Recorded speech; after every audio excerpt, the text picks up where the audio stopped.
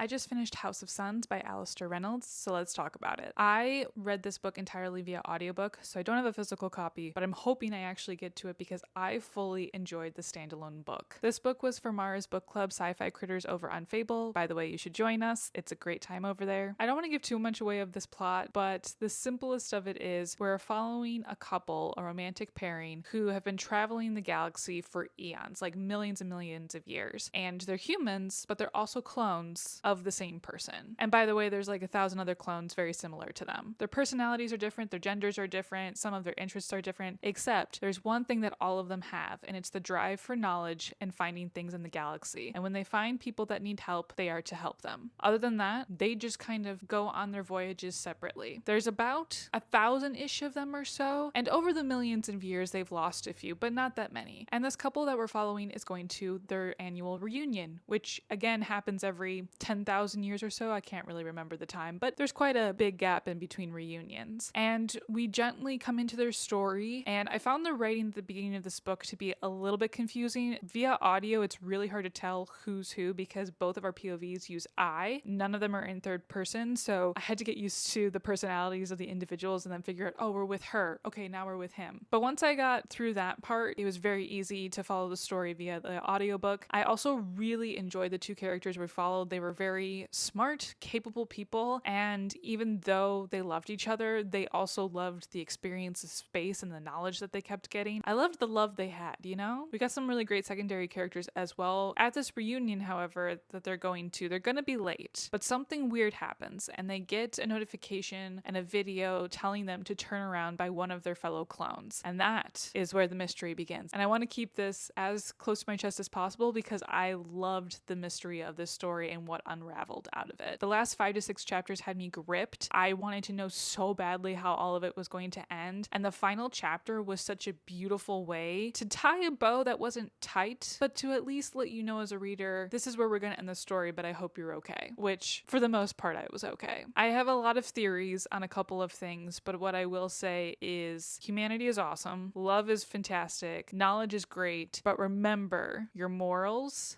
and caring about one another. That's what this book was about. So if you haven't already, I highly recommend reading House of Suns by Alistair Reynolds.